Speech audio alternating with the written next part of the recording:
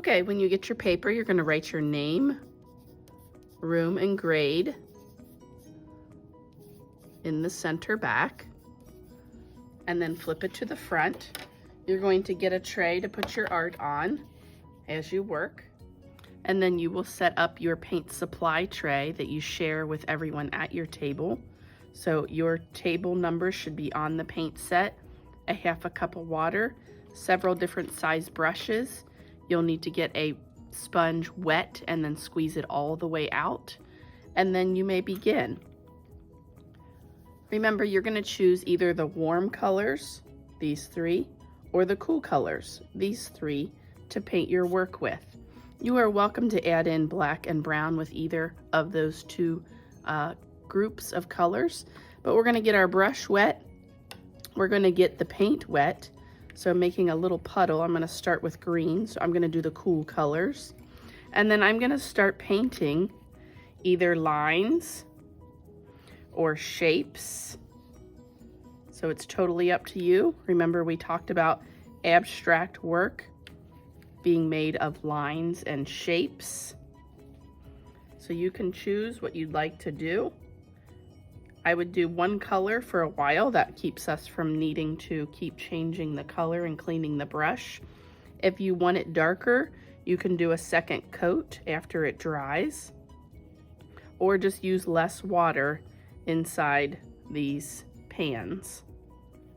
So let's say I'm finished with the green. I'm going to clean my brush all the way out, give it a gentle swish at the bottom. You want to wipe that extra water and then just kind of rub it across your sponge to make sure it's clean.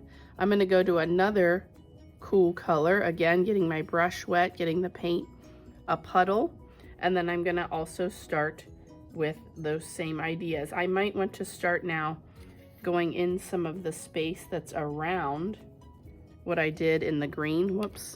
If you put it in the wrong color like I just did, make sure you just clean it before you go to that color that you wanted. And we're going to finish these.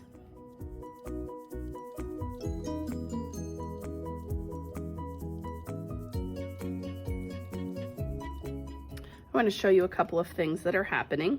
So I did purposely not touch some of the colors so that they don't bleed together, because you can see if a wet color touches a wet color, they do bleed together.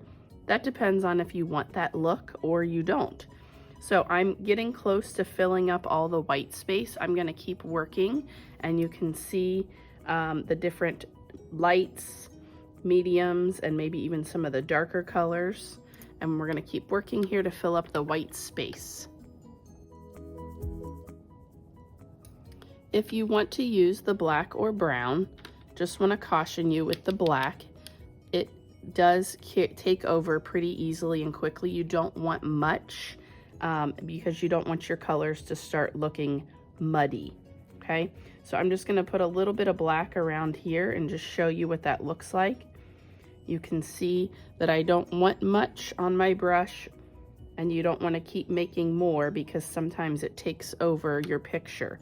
I want you to mainly have those warm or cool colors as your main color, so you can kind of accent with the black or the brown, but you don't want to overdo it.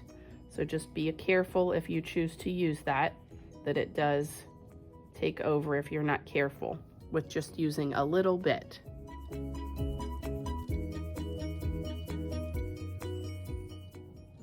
Okay, whether you finish today or next class, once it is time to clean up, we're going to put this whole tray on the drying rack, and then I'll show you how to clean up your paints.